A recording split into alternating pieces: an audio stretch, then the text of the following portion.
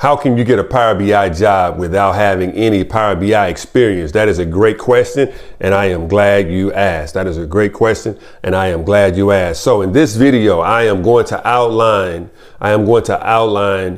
10 ways to get a Power BI job, 10 things to highlight in your Power BI journey when you do not have Power BI experience that can put you on the path to getting that six-figure salary on the first rip, on that first interview, or even the second or third interview, or however many interviews it may take.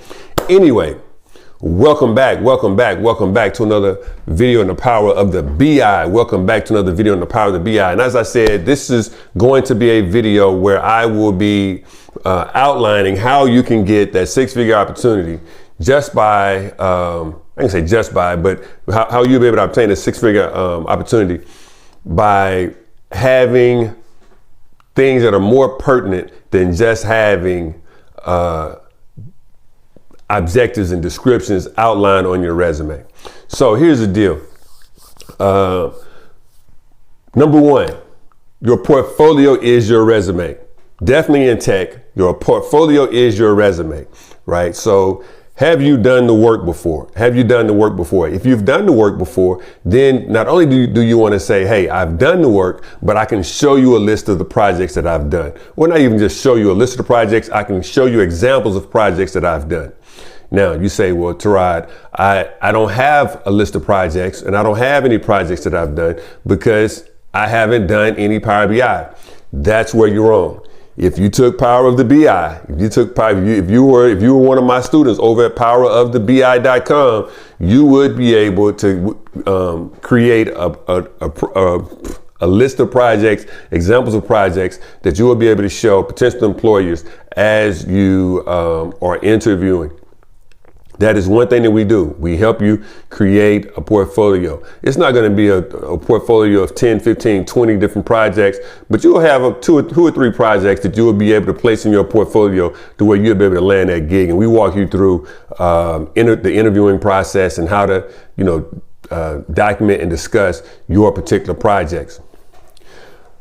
So you're going to want to not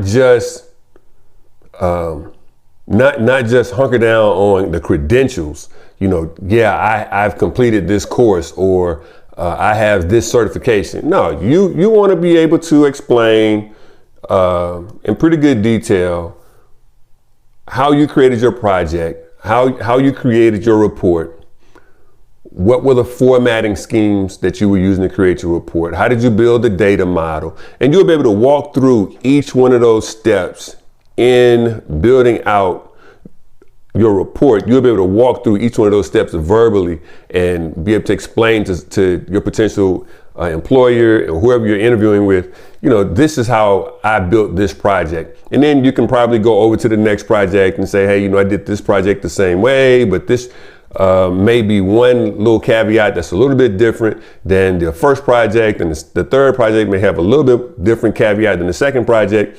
So then, they're seeing, okay, cool, this person really does know, Sean really does know how to create Power BI reports, and we really do like his style. Because at the end of the day, it's really all about your style. Many companies are going to have certain ways that they'd like to have reports built out, and many companies won't. And when you're not given the parameters of how the report has to look, you've got to use your creative imagination. And I'll be honest, typically once you create, your first 2, 3, 4, 5 projects, you start getting into the groove of, okay, I like to have all of my cards up top, and I like to use a column chart, but not necessarily have the bar chart next to it, but maybe the bar chart under it with a line graph on the other side. You'll start creating your own style. But at the end of the day, one way of landing a job, and probably the most crucial way of landing a job without having any Power BI experience, is to create Power BI reports and then be able to walk through those reports during your interviewing process, outlining, explaining, and detailing exactly, how you built those reports. One dashboard can change everything. One dashboard can change everything. You don't need 10 projects. You don't need 10 projects. You only really need one good dashboard that's going to really change everything. Now, again, we often say, and this is number two. This is number two. One was building a portfolio, and then along with the portfolio, number two is you don't really need to have 10 projects or 10 reports within your portfolio in order for you to land that opportunity. One good dashboard could win it all. Now, I use dashboard and report interchangeably here, and I oftentimes tell the students or tell my mentees, hey, you really shouldn't use those terms interchangeably. But when you're talking to individuals who have the broader knowledge of Power BI, most of the time they're using reports and dashboards interchangeably. So if you lock down on creating one hot report or I'm going to say dashboard, but many times you may not have access to the internet in order to provide the internet access to build out a dashboard. So what I'm going to say is, if you can hunker down on one report and provide and make that report brilliant, right? To where someone sees it, they're like, I like that report. That report got you the job, right? I would say do that. You could show, versatility, as I said before, but, for the most part, if you are able to hunker down on that one report and say, you're walking through the report and you're showing all of your different visualizations and you're showing all of your different formatting types and you're walking through and you're explaining and detailing, you're going to start getting questions, which is going to slow the interview down. Typically, the interview is going to be anywhere from 30 to 45 minutes. If you're going through that report thoroughly, you're going to probably hit about the 15, 20 minute mark. They're going to start asking you questions. And when they ask you a question, that one question is probably going to take up about 5 to 6 minutes. And then they ask you another question. That question will take up another 5 to 6 minutes. So now you are already 30 minutes in on a 45-minute interview. Don't let it be a 30-minute interview. So now you've gone through great detail. And by this time, they're like, we're on the time frame. We've got to get out of here. But I got more questions, but I really like that work. And it's like, whoa, it's a pretty good project and it's a pretty good report. And all of a sudden, you know what? You're getting that phone call. You thought you were going to get the call for the job on the second or third call or the second or third interview. But look, you got that job on the first interview, which knocked out all the other interviews. You've eliminated your competition. That's key number 2. Number 3, choose data sets that tell a story, not just show numbers, right? So you could have a card. This is number 3. You could have a card on your on your report, and in that card could show 227. And say we're talking about let's just say we're talking about 227 widgets. So that number says, on the number on the card says 227. You got 227 widgets, right? Where it's representing 227 widgets. So then the question is, well, it's not necessarily the question. When you're detailing in your breakdown of what's going on your report, you've got to detail why that number 227 is so important, because you've got a title on there, or the report some kind of way shows that we're talking about widgets. But that 227, it could be 227. It could be representing revenue in millions of dollars or billions of dollars or hundreds of thousands of dollars or in thousands of dollars, or whatever the case may be. It could be saying it could be representing revenue, or it could be representing the distance from the count of one particular object to another particular object. That 227 sitting on the card really says nothing unless you're really inside of the organization. And given that now you're in an interview, there's not necessarily an organization to be inside of. So you've got to create that report around some type of organization that you feel that you can comfortably explain what's going on every part of on every visualization. And in this particular case, you're looking at a card visual on the visualization. And that card visual, there is the number 227. You need to be able to have a conversation and say, hey, this is why I chose to represent this data point from this particular data set in this particular visualization. Why is that 227 important? That 227 is important is because we've got 227, let's just say, pieces in a product, and 227 widgets in our product line, right? Why is that important? Because of course, every widget in the product line represents some form of potential revenue, right? But we also need to know what that form of potential expense is, which is going to give us the bottom line of the potential profit. So that 227, somebody, if I'm the CEO of that company, I want to know how many widgets do we have here? And I don't want to have to go through a spreadsheet and do a bunch of counting and do a tabulation within the data set, whatever the case may be. I want to be able to look somewhere and say, hey, how many widgets do we have? And right here, we've got 227 widgets. Now we got 227 widgets. That's important to the CEO, but that also could be important to the particular manager within that line that's managing that particular product line, or the marketing team that's marketing widgets. They see that we've got 227 widgets. Which widget are we getting the most bang for our buck, the most value, the most return of our investment? And which widget do we need to spend more time on? And do we want to market more for the one we're getting the greatest return of investment, or do we want to market for the one we've getting the least return of investment? So knowing what's on your visualization and being able to just detail about a card, something as simple as a card visual on your visualization, can be the key point to you getting an opportunity in a Power BI position that you probably didn't believe you had an opportunity for. It's just that simple. Number 3,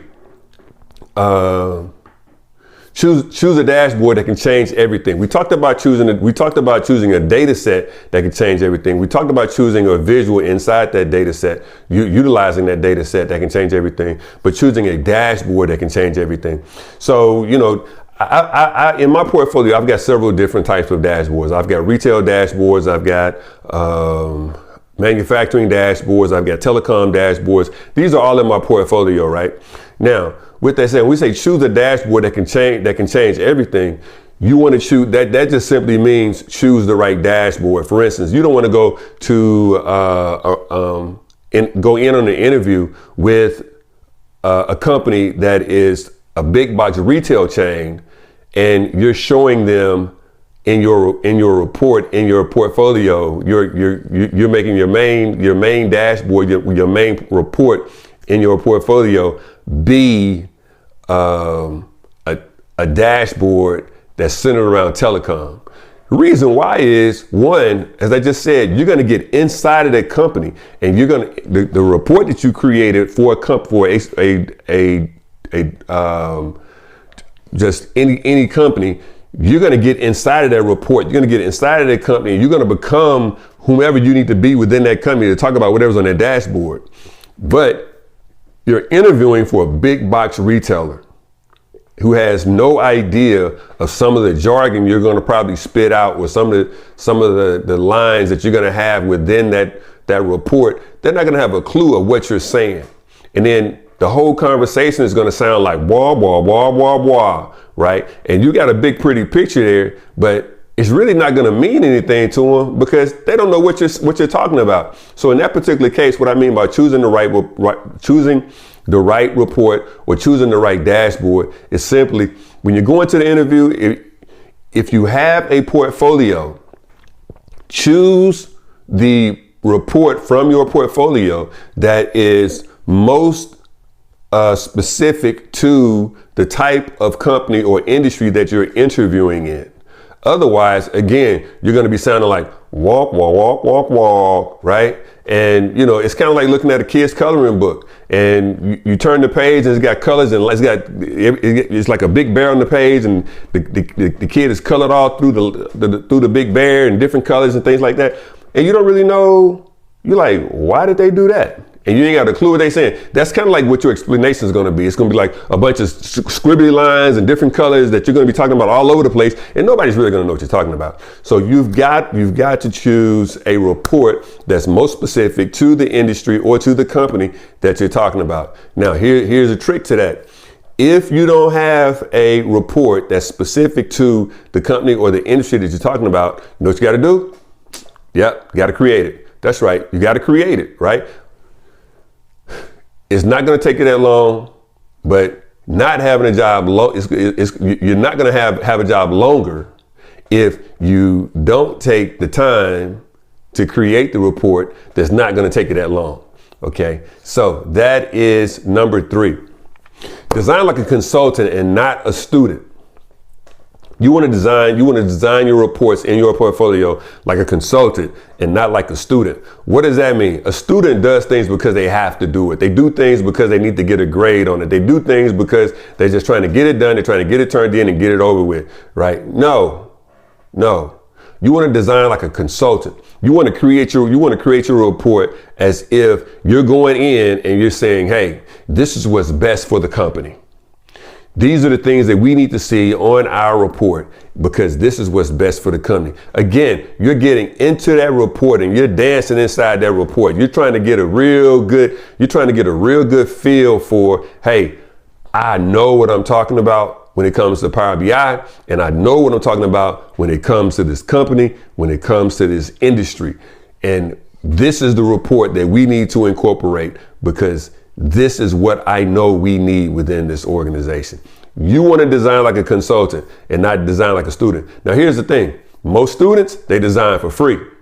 Most consultants, they design for a lot of money, right? So that's what we want to design for. We want to design our reports or quote unquote develop our reports as if we're consultants when we're building out our portfolio. Every report in the portfolio, not just one specific report. That's why when we go into an interview and we pick that one specific report, we know the details and the intricacies of that report because we spent time. We spent time inside that report. We spent time inside of each one of those visualizations. We spent time inside of the data set. We spent time inside of the data modeling, making sure that the modeling does what it needs to do so each visualization can each visualization can interact with the other visualizations as they need to make the person that we're interviewing with go, wow, that worked. How did you do that? Have you thought about doing this? What if you did this and that? How do you think that would work? I'm telling you, it's a total game changer. It's a total game changer. Number five, document your thinking. What does that mean? That means everything you think about for that particular report, write it down. Create documentation so that you don't forget what you did. Now, you say, well, how can I forget what I did? Or so here's the thing. For each visualization, you're going to bring data in to that visual for each piece of visualization. Write that down. For the card visual, I use column Y, or not say Y, but for the column visual, I use column ABC. Okay. For the, not the column visual, for the card visual, I use column ABC. For the column visual, I use the measure. I use the measure that I created, and I use that measure for the Y value, and I use X column ABCD for the X value. Let me say that over again, because I got myself a little confused there. If I choose a column chart, I'm going to use a measure that I created for the measure, and I'm going to take that measure and I'm going to place that into the Y value. And I'm going to select the column ABCD for the X value so that I can see what the measure is for each one of the units in the X value. Now, I said that if you're not following me, if you're familiar with a line chart or a column chart and you got a Y axis and an X axis, you get a pretty good idea of what that looks like. If you're not familiar with the Y axis and the X axis, by the time you get done with powerofthebi.com, you will. Now, again, that's a shameless plug for my course over at powerofthebi.com, where I teach you how to create super duper Power BI reports, if I may say so myself. Anyway, at the end of the day, again, you want to document everything you do. So when you use a visual, you want to say you want to also say what did you use in order to get that particular visual, because you could come back months from now and not necessarily remember why you did it, because you can look at the Power BI report and you can, highlight it and then see, okay, yeah, this is a column chart and this is what I use for the x-axis, this is for use for the y-axis. But if you got it documented in your notes, you're gonna have what you use for the x-axis, what you use for the y-axis, and why you use that, right? Because somebody probably can come back a little later on and say, well, why did you choose that one? And, you can give your explanation per your notes. I used it because boom, boom, boom, boom, boom. And then somebody could say, oh, I didn't think about that. That's good. I didn't think about that. Or they could say, yeah, but no, let's do it this way. And then you can change your notes because you've documented again. You're going down from revision 1. And then revision 1, you're saying revision notes from revision 1. I'm changing this to boom, boom, boom because first, a certain person told me to do so or asked me to do so. And then 2, these are the reasons why they felt this would be better than what I had planned originally. So you want to always document. I'm going to say that one more time. You want to always document what you have or why you're using certain visualizations. And pretty much anything you're doing in your Power BI report, you want to document it. Now, I don't think that it's a good idea to create the report and then I don't think that it's a good idea to create the report and then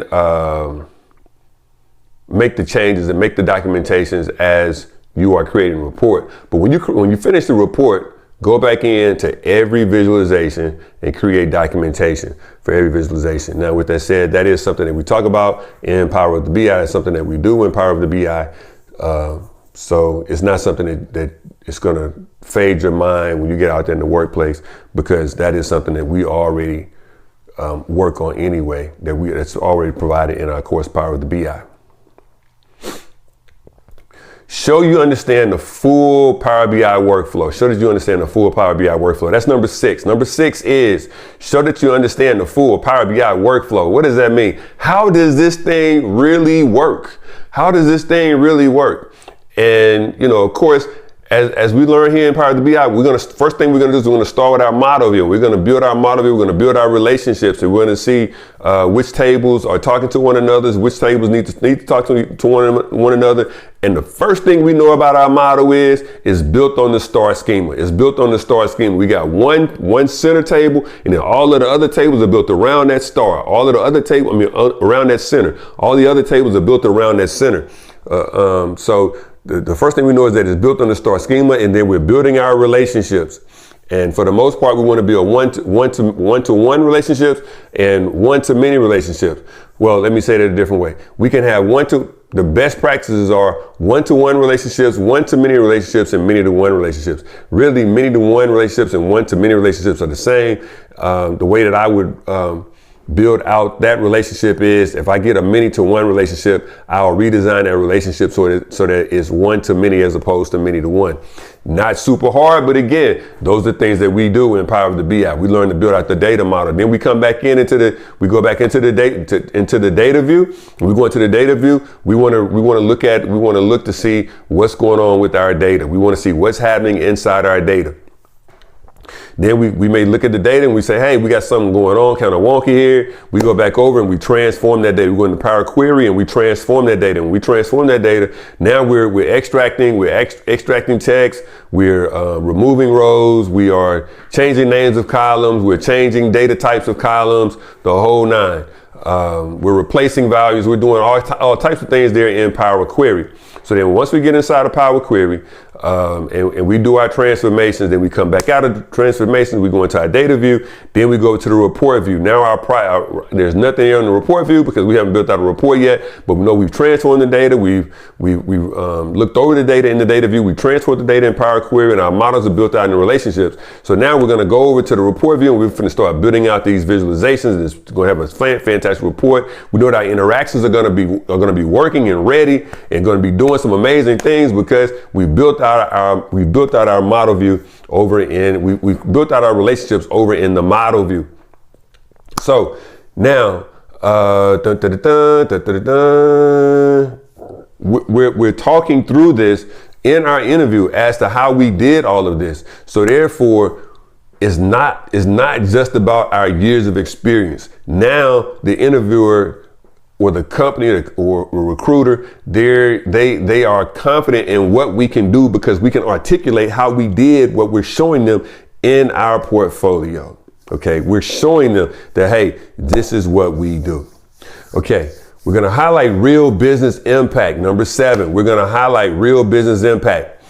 How does this report that we have in our portfolio highlight real business impact? Again, we want to build the reports in our portfolio for real world experiences so that we can identify how this particular report is able to visualize real world impact over a course of time. It could be over the course of a day, over the course of a week. It could be over the course of a month or over the course of a year, however long it needs to be. But we want to be able to demonstrate per hour reports per our portfolio, reports in our portfolio, that we want to be able to demonstrate real world effects in our reports. Okay.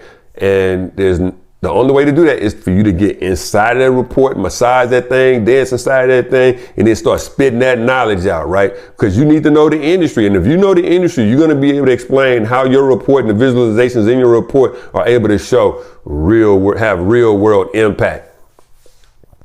Now, you can use number 8, you can use GitHub, LinkedIn, or a personal website to showcase your work.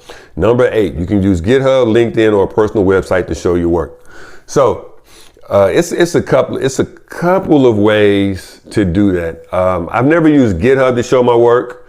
I do have some information on my LinkedIn, but I don't really have any of the go information on my videos on my LinkedIn. The videos on my LinkedIn is just my simple work. Yeah, this is what I can do. Now, my simple work is probably a little bit higher than just the average work. So I'm really being kind of modest, because I got some good work on there. Don't sleep now. I got some good work on there. But for the most part, what I like to use is I do pay for my subscription for Power BI, and I'm able to publish my work. So it's always going to be out there on the Fabric site. Now, if you're not familiar with the Fabric site, it's just the Power BI service site. It's the Fabric site now that Microsoft is calling it now, and it's being rolled over into. But with Power BI service, I'm able to publish the Power BI service, and anybody that I get permission to with the link, I can share that link with. I really don't like sharing the link.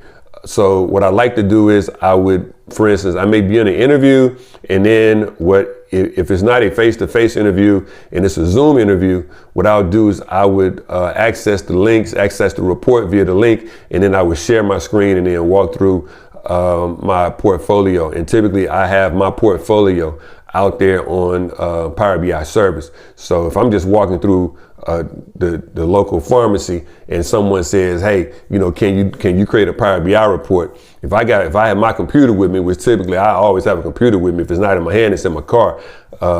I can go grab my computer. I just need access to the internet, pull up my Power BI service, access my report, my portfolio, and then pull the report that I think is probably best for that specific situation. And at that point, I'm walking them through, I'm talking them through, and I'm explaining that thing to them. I'm all up in there, I'm dancing up in that thing, you know what I'm saying? And I'm showing them exactly, what I would do in this particular instance and why it's providing real world insight. Okay. Number nine, tell the story of you. Tell the story of you. Number 9, tell the story of you. When I say tell the story of you, I'm talking about who you are when it comes to being a Power BI developer, right? It's not all. This is something you're not going to get on the resume. Why do I think I'm such a good Power BI developer? So here's the thing. I don't think that I know all things Power BI. Right. And Power BI is changing all the time. It's changing all the time. So I'm not telling you that I know all things Power BI. What I'm saying is I'm going to tell you the best things that I know about me when it comes to Power BI. I'm going to tell you, hey, I can design the hell out of a column chart, combo column chart, showing you the line, showing you the line graph and the column chart all at the same time, so you can get two different forms of, you can get two different pictures, two different stories of the information as you're looking at that one particular report. I can't be beat when it comes to creating a column chart or a combo column chart, a line chart and a column chart. I can't be beat. You hear me? So that's how you got to feel. So when I say tell the story of you got to know what you do best when it comes to this Power BI thing, right? I'm not saying do everything well. Your thing could be building relationships in the model view. Your thing could be Power Query. Right now, these are some things you're going to learn about yourself as you're starting to build out your Power BI reports as you come over here to power2bi.com. But for the most part, you know, this is the way you got to shape yourself, shape your mind, and tell your story when you're talking about you and what you're going to do when it comes to Power BI. You may feel that you're the best for a particular industry, and this is why you're the best for a particular industry. And these are the things that in this industry you have to know in order to be good at this particular industry, in order to make money. Right? So with that said, you know, you've got to be able to articulate that in your conversation with the person you're interviewing with. That's what we bring when we bring you over here, when you come over to power2bi.com. Okay. Number 10, a strong portfolio can replace years of experience. A strong portfolio can replace years of experience. We've walked through all of the different ways. We've walked through several of the different ways that you can have that you can get a Power BI job without having experience. And we've talked in several different ways about the capacities of a Power BI portfolio. But at the end of the day, number 10, a strong Power BI portfolio can replace years of experience. Sometimes you may not be able to articulate as well as you need to in order to get that initial job, even if you have the portfolio. Even if you had a strong portfolio, you may not have the ability right then to articulate exactly what's need to be articulated in order to get that job. But if you have a strong Power BI portfolio, that's going to probably outweigh everything else. At minimum, it's going to lead to the second interview, the third interview. It's going to lead the interviewer or the recruiter into requesting a second interview to get the information from you in order for you to articulate what you weren't able to articulate in the first or second interview to be able to articulate in the second or third interview. Because they know that you can do the work because they see it in your portfolio. So what we encourage at power2bi.com is don't just put any projects in your portfolio. Create your best projects, create your best 10 projects, right? And then probably 2 or 3 of your best 10 projects are going to be the ones that you use on every interview, right? And then you may run up on an interview and your best 2 or 3 may not be the ones that need to be highlighted in the interview, but you've got those other 7, and one of those other 7 may be what you need to highlight in an interview. So now you need to take that information from your top 2 or 3 portfolio reports and place that into the report that you need in order to be able to highlight that into the interview that you're having with your interviewer or your recruiter, right? Again, number 10, a strong portfolio can replace years of experience when it comes to getting a Power BI job. Trust me, I know. But anyway, I'm not going to hold you any longer for this. I just want to stop by, give you some quick information. So, hey, here's the deal. Once again, thanks for joining in. I look forward to seeing you again in the next video.